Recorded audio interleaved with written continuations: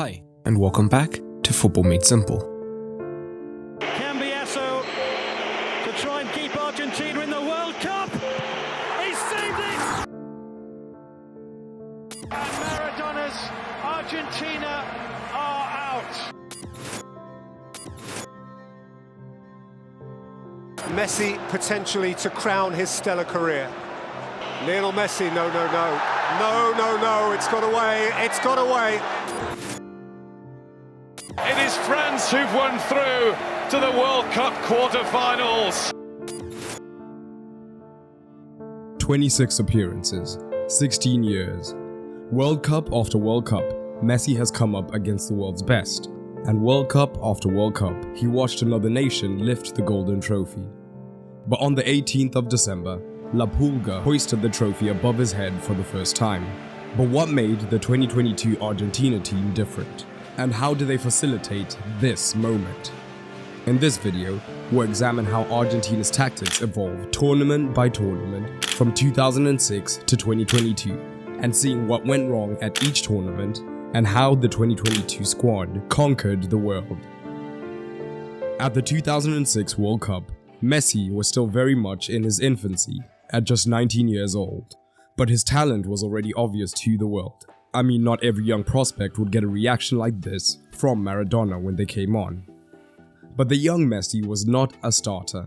Then manager Peckerman had a set way of playing, a 4-4-2 diamond, meaning that a young Messi's natural position at right wing was not available. There were only two positions a young Messi was seen fit to occupy, the centre forward role or the number 10 position. The centre forward slots were occupied by two great players who were far more experienced and recognized on the big stage, Javier Salviola and Hernan Crespo.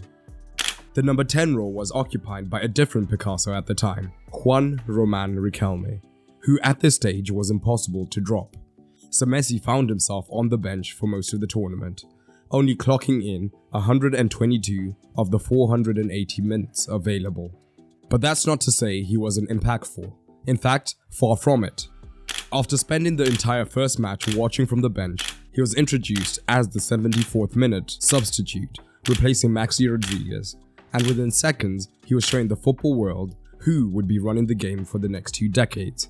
With Messi's introduction, Riquelme moved deeper on the pitch, and Messi's first contribution was receiving from Riquelme and effortlessly dribbling past his man.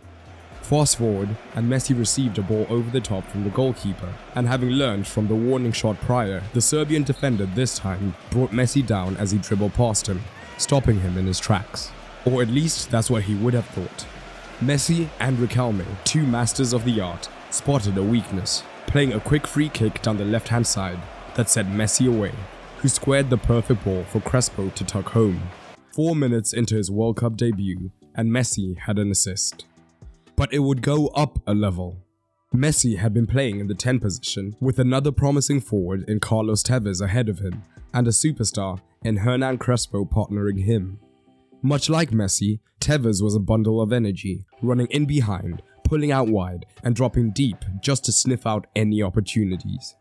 These four forwards combined perfectly as Riquelme's sheer presence drew out a midfielder and Tevez faked in behind, creating a hole in the midfield, and he dropped into that space to receive from Riquelme.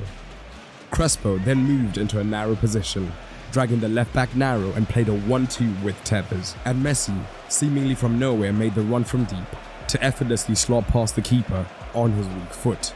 Just a glimpse of the future.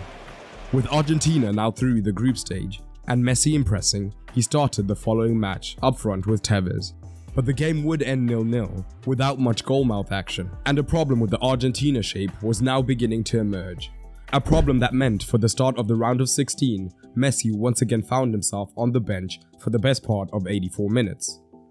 With Argentina struggling, the scoreline was 1-0, and the game was destined for extra time. And tactical implications be damned, Peckerman pulled the ace out of his sleeve, and it almost paid off.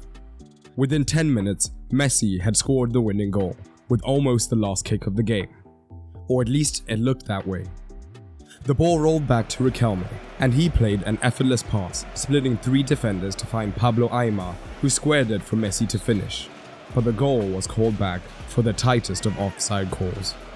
So tight in fact that I want to hear down below whether you think it's offside. So the game drifted into extra time, where we dive into the tactical problems of this Argentina side.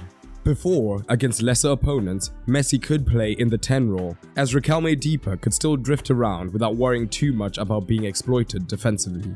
But better teams would be able to take advantage of this. So against both Mexico and the Netherlands, Riquelme had to maintain his 10 position to allow additional cover from other midfielders, meaning that when they were on the pitch at the same time, Messi had to play as a more traditional centre forward.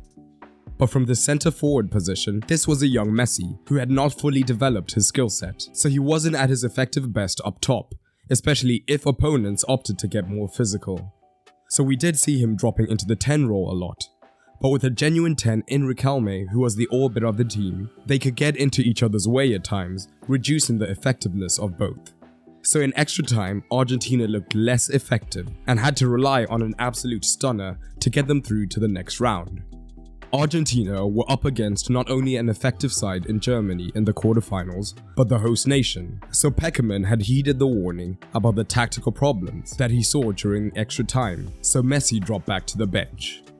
With the scoreline holding at 0-0, Peckerman didn't want to bring Messi on, as this would affect the balance of the side.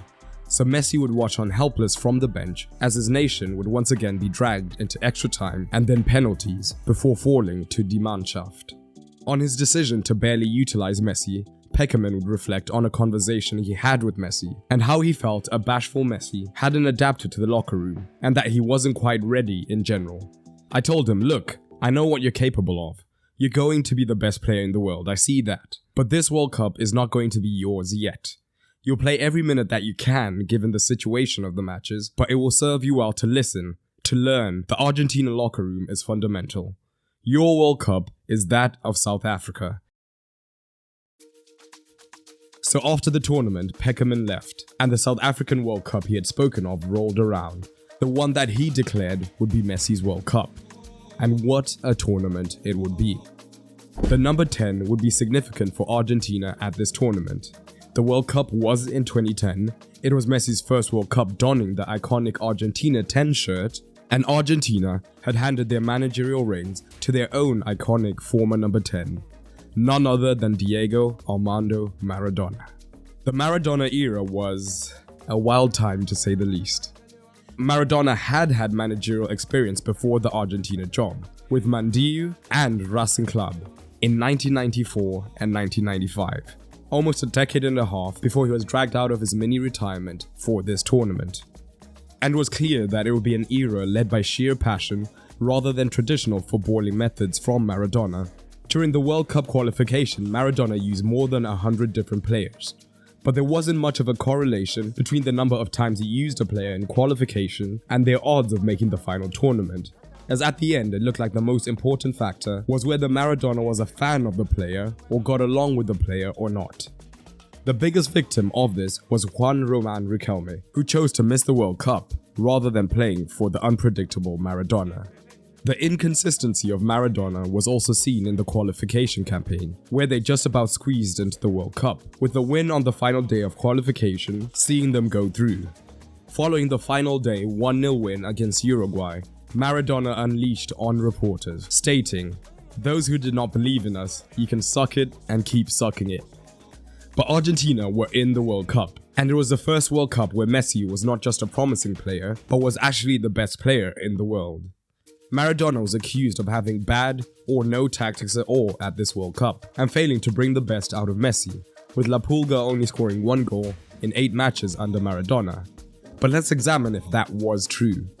Throughout the tournament, Maradona opted for a 4-4-2 diamond, with Ainsa and Gutierrez as the fullbacks, and it was Maxi Rodriguez and initially Di Maria flanking Mascherano, with Messi just in behind 2 of Tevez, Higuaín, Milito and Agüero. And much like the prior tournament, Argentina had a fairly manageable group, with Nigeria, South Korea and Greece, where sheer talent could make up for any tactical lack. Mascherano had quickly established himself as an elite midfielder, so Maradona had a lot of faith in him. So aside from the 2 matches that Veron started at right central midfield, Maradona left Mascherano to be flanked with 2 wingers who were being forced to tuck in as central midfielders. This is because Heinze, despite his best efforts, was not an up and down fullback, while Gutierrez, a natural wide midfielder, could at least push up the pitch at times. But in general, these fullbacks were not great at providing width. And this was because Maradona had crammed all of his talented players through the spine. So when Argentina had the ball, Di Maria would immediately attack the wings, and when Veron was on the pitch, they could more efficiently switch to a double pivot. It left a chasm at right wing though, and Higuain, if he started, would often pop in from centre forward. Not the ideal situation. So with Maxi Rodriguez starting most matches, although he did start deeper as a midfielder, he could then drift to the right wing if the ball was on the right, allowing the elite forwards to remain central and close to goal. So where did Messi fit into all of this? Well, on paper, he was a 10, just drifting in behind the forwards, which in 2010 was not actually his ideal position. His transition to being the best in the world had coincided with his move from being a sprightly right winger to the man who was most often furthest forward in a central position as the false 9, meaning this 10 position was one step deeper than he was used to. But with Messi being Messi, even at his tender age, he can make it work at times, looking to receive between the lines.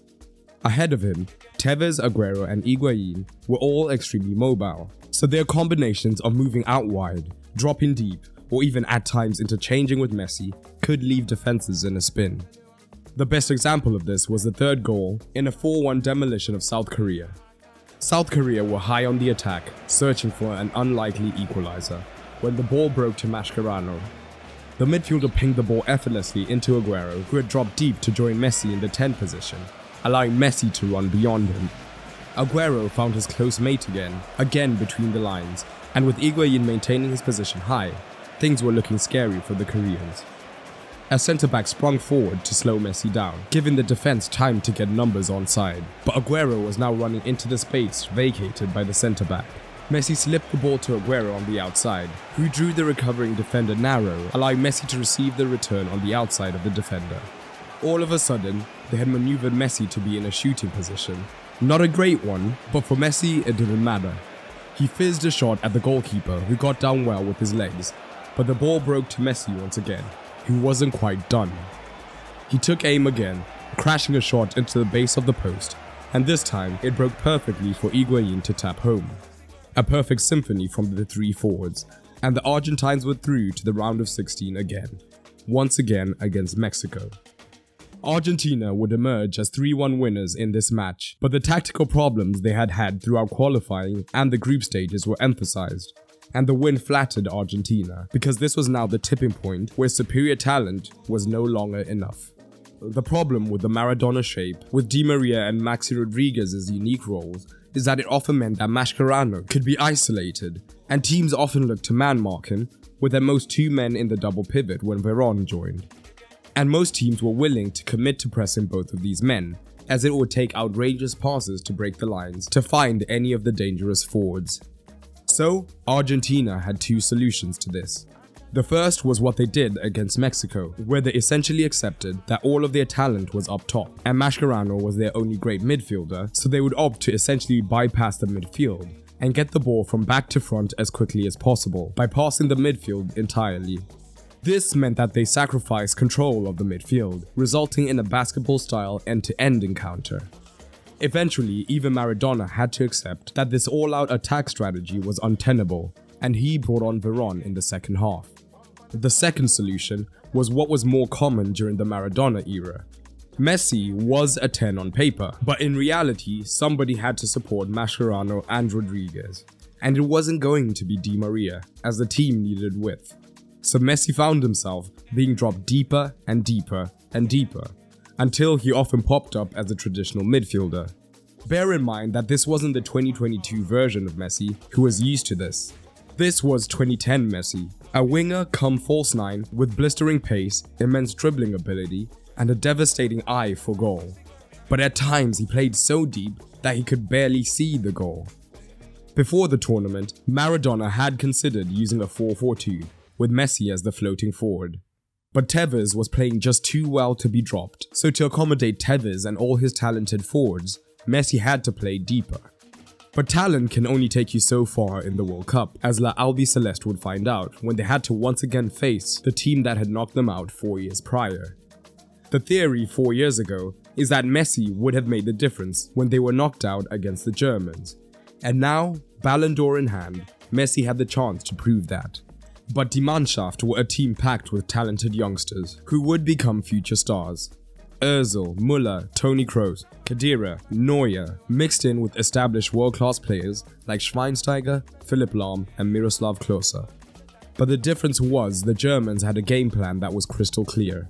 When defending, the Germans sat in a 4-2-3-1 with Ozil glued to Mascherano and the wingers tucking in narrow to cover the passing lanes higher up the pitch. With Rodriguez and Di Maria still attacking the flanks, whenever Messi did drop deeper to try and pick up the ball, the Germans immediately flooded him, suffocating him and not giving him an inch to breathe. There was no way Argentina could consistently get the ball to their talented forwards in good zones. Messi dropped deeper and deeper, but the Germans tailed him, and to make matters worse, Germany were also looking to exploit another weakness that Argentina had: the fullbacks. Even when Argentina had their first choice fullback pairing of Heinze and Gutierrez, these fullbacks would at times look to push up and give the team width. This meant that gaping holes were left in the defense to transition into behind the fullbacks. To make matters worse, injury meant that a young Nicolas Otamendi was played out of position at right back. Germany didn't hesitate to exploit this. Whenever they won the ball in the crowded center, Podolski and Müller would attack the flanks with ferocity. In the lead up to the first goal, just 3 minutes in, both Di Maria and Rodriguez were caught high up the pitch providing width, and when there was a turnover, Mascherano was the sole midfielder deep trying to cover Schweinsteiger, who had acres of space to attack. He drove forward, drawing Mascherano across, and the switch to Podolski was on. The winger received 1v1 with right back Otamendi, who overcommitted, leading to a foul. The free kick then resulted in a goal. The second goal was more of the same, with Di Maria being drawn out from midfield to fullback Boateng, and Khedira waltzed past Messi, meaning Otamendi was 2 versus 1 down. Otamendi overcommitted, allowing Podolski to make the run on the outside to assist Klose. And the fourth goal for Germany, well, it was more of the same. The theory that Messi would have made the difference against the same opposition 4 years prior was disproven, and Lionel Messi had fallen short with his national team again. Despite being named one of the 10 best players in the tournament, back home he was under fire, and the theory that Messi only performed at club level was beginning to gain some credence. He would have to wait 4 more years for another shot, and to make matters worse, the next tournament will be at the home of his arch-rivals, Brazil. In 2014, Messi did not come in as the reigning Ballon d'Or winner, but the pressure on him was bigger than ever. In 2006, he wasn't a main component, and 2010 left a bitter taste in the mouth, but he had still performed well. But the following year, in Copa America 2011, Messi's side had disappointed, squeaking past the group stage before immediately being knocked out. But at this World Cup, the Maradona regime was over, and in came Alejandro Sabella. Sabella was much more safety first in his thinking and started the tournament with a back 3. And despite having a great right back in Zabaleta and a solid enough Rojo on the left hand side, neither were traditional wingbacks, so even when they got high on the ball in 1v1 situations, they weren't difference makers.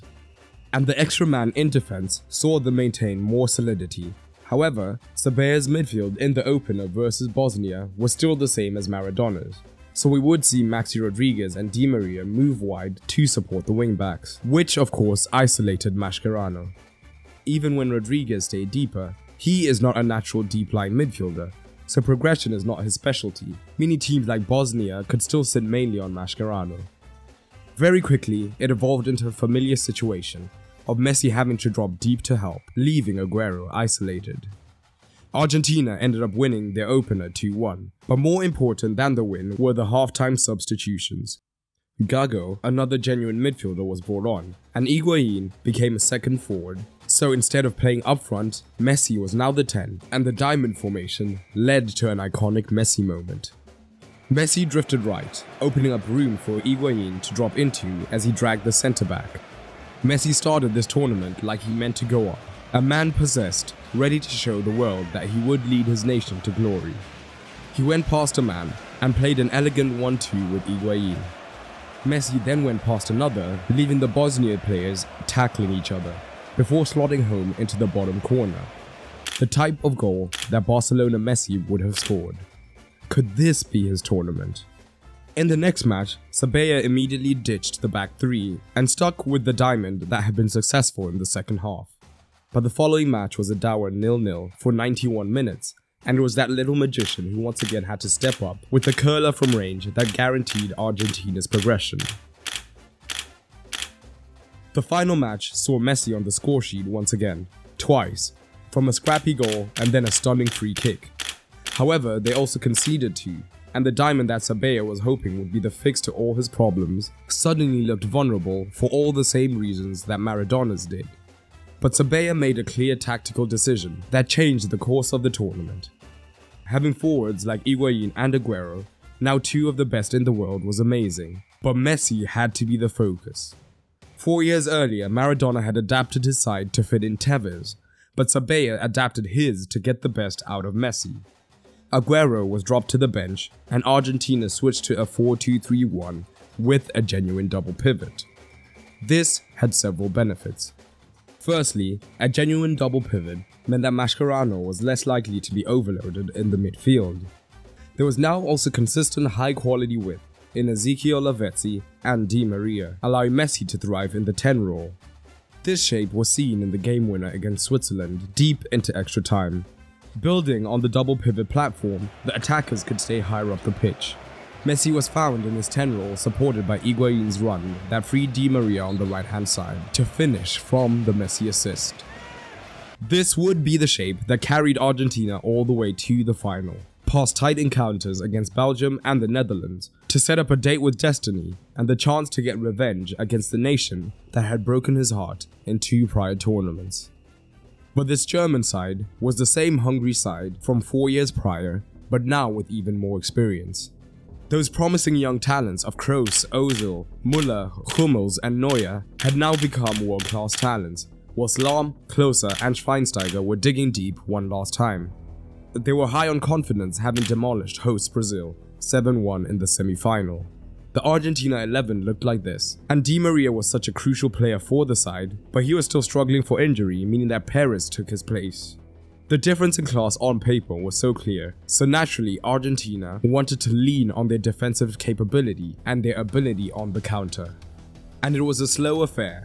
When Germany were in possession, Argentina sat off of them completely, always looking to keep everyone bar Messi and Higuain behind the ball, with the narrow wingers helping to compact the space almost completely. On the other hand, when Argentina were on the ball, Germany swarmed them like bees. This was the heyday of Bundesliga football, where Pep and Klopp were dedicated to complex pressing systems that would win the ball back in mere seconds. That translated to the national team, who hardly gave Argentina space to breathe.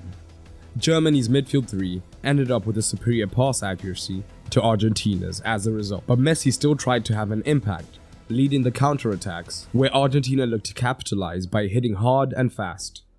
Messi completed 7 dribbles, at times getting past his man before looking to slot in the forward ahead of him. Higuain infamously had a poor finishing day, but Messi himself wasn't perfect. Early in the second half, Germany overcommitted, allowing Argentina to pick up the ball. Messi made the run between the centre-backs and was found with the perfect pass. He took a great first touch, and for a moment everything stopped.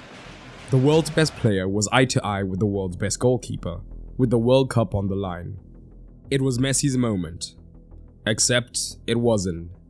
Messi scuffed the shot and it dribbled harmlessly wide. That would be the biggest chance he had to make the difference, as the final drifted away from him and everybody else. That wasn't until Mario Götze was brought in for the crowning moment of his career, where after a great run from Andre Schürrle, Götze received on his chest and finished perfectly to win Germany the World Cup. It was heartbreak for Messi at the hands of Germany again. Messi would be given the golden ball as the tournament's best player, but it was scant consolation. Messi's best chance at glory had slipped out of his hands without much of a fight. Would he ever get a chance this good again? 2018 was viewed by many as Messi's last big chance, and as such, Argentina went in big in the managerial department. Jorge Sampaoli had been doing well after an impressive spell with Sevilla, but more importantly, had won the Copa America just a few years prior with Chile. But in qualifiers, things weren't looking so rosy. His side just about scraped to qualification, and Messi had to pull his side out of the fire with a hat-trick against Ecuador to secure qualification on the final day. And there was an air of uncertainty during the Sampaoli era, with some being optimistic due to his club and Copa America exploits, but there were concerns. Firstly, whether his complex high-pressing football could be translated to international football, and secondly, if he had the necessary CV and aura to command a dressing room. And this uncertainty also showed as he chopped up his formations and starting 11 in every single match. And although Messi's positioning was fluid, meaning he generally ended up in this zone, he started in a different on-paper position in every match, from being in a 2 with Aguero, before being on the right in a 3-4-3, then a 4-3-3, and finally finishing as a false 9, flanked by Di Maria and Pavon.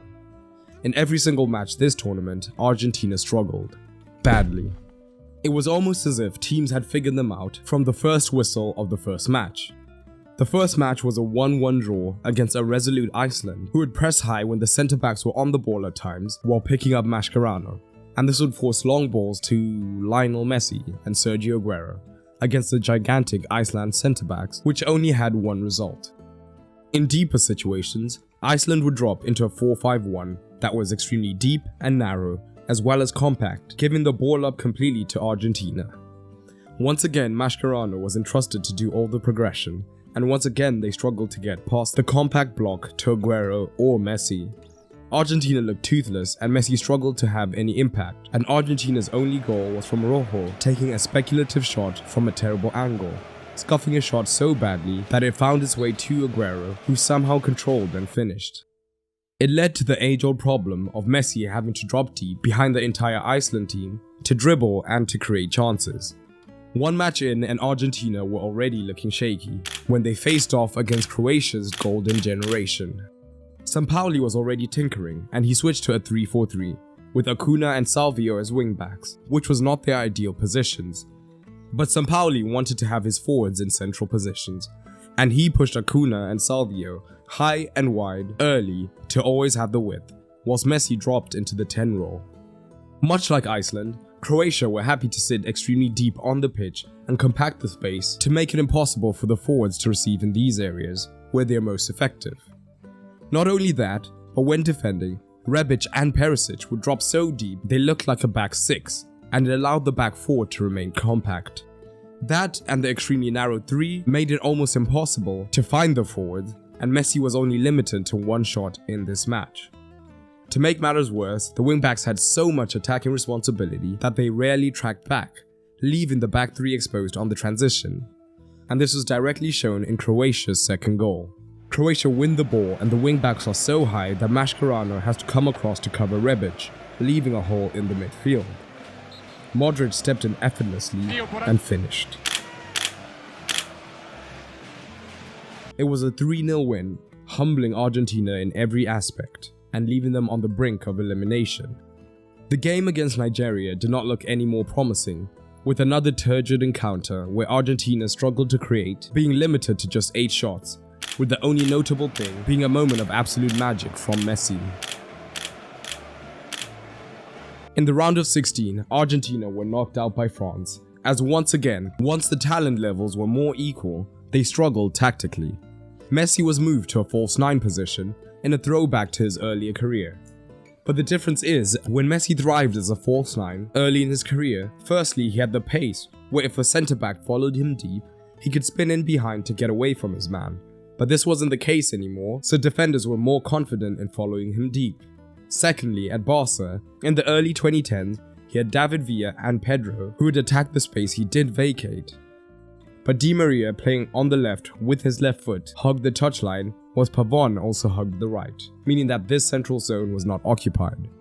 Add to that France are happy to be a counter-attacking team, so once again they gave up all the possession and used their pace on the transition to dominate.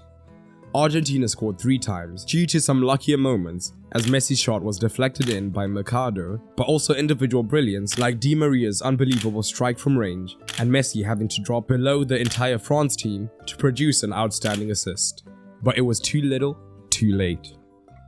4 World Cups appeared in, 0 won. The next tournament would see Messi being 35. Surely not even he could be at his best at this age. But by the next tournament, Messi's former teammate Scaloni was now the manager. And then, things started to feel different with Messi and Argentina. There was a fire in his eye. He led Argentina to their first Copa America since '93, defeating bitter rivals Brazil to get his first senior trophy with Argentina. And this was followed by a finalissima win against Italy 6 months before the World Cup. All of a sudden, Messi had 2 international titles, and after a slow 2021, his 2022 season saw him back to Ballon d'Or challenging form, and the questions began. Could Messi actually lead Argentina to the World Cup? But there had been a big shakeup in the Argentina squad since the last World Cup, with the likes of Paredes, De Paul, McAllister and Fernandes now major players. But the tournament didn't start out too strongly. The first 2 matches saw Argentina start with a 4-4-2 with a double pivot of De Paul +1. Both Mexico and Saudi Arabia had front 2s who were willing to press the centre-backs at times, with the midfield backing this up.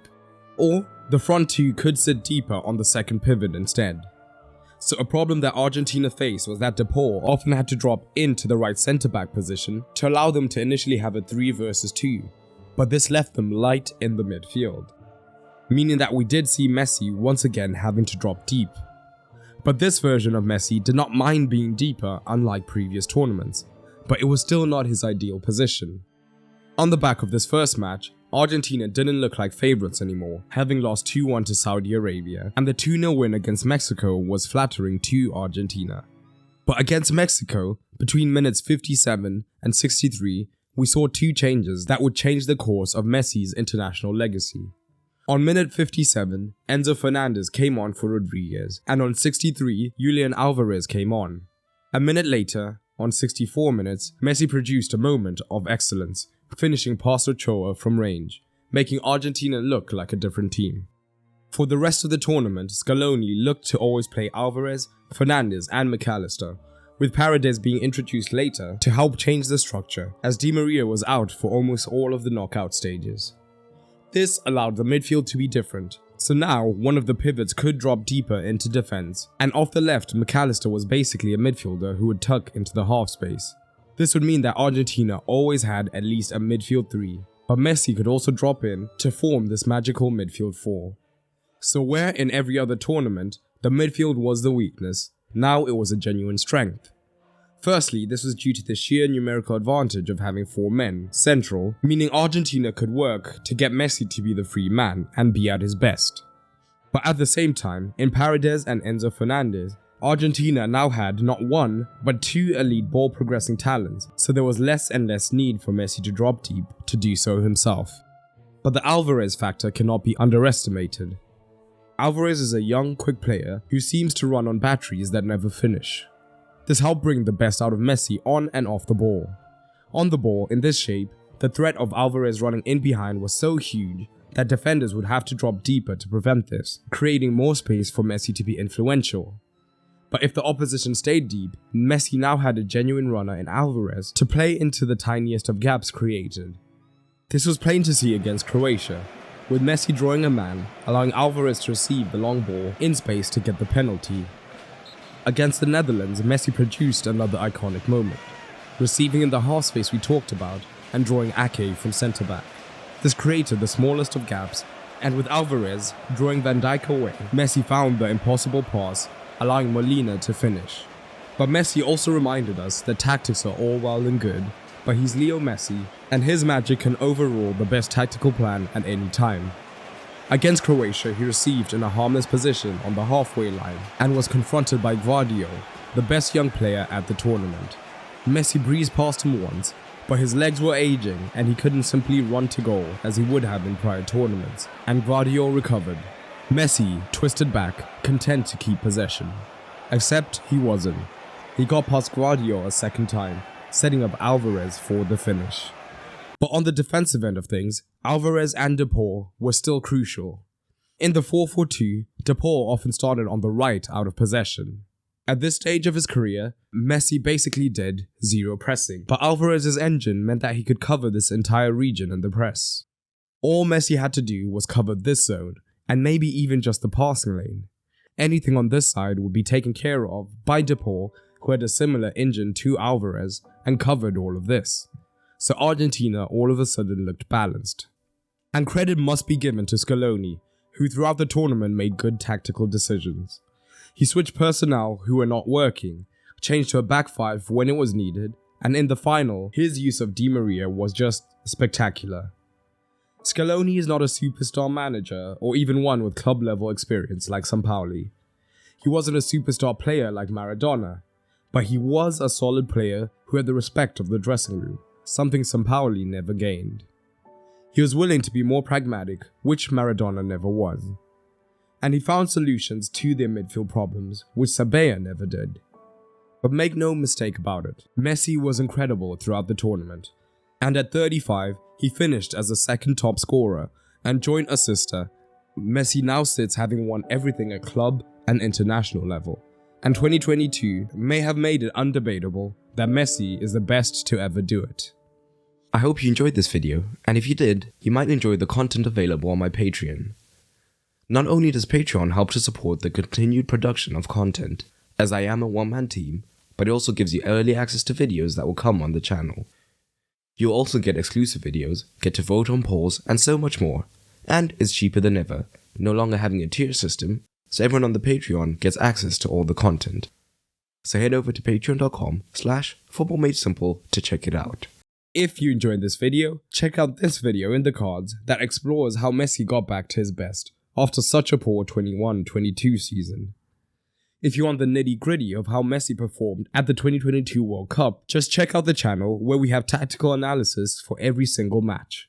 We have more videos coming in this iconic moments series, so feel free to hit subscribe. And I did watch all 26 Messi World Cup appearances to make this video, so a quick like would be appreciated. But that's all for today, and remember, keep it simple.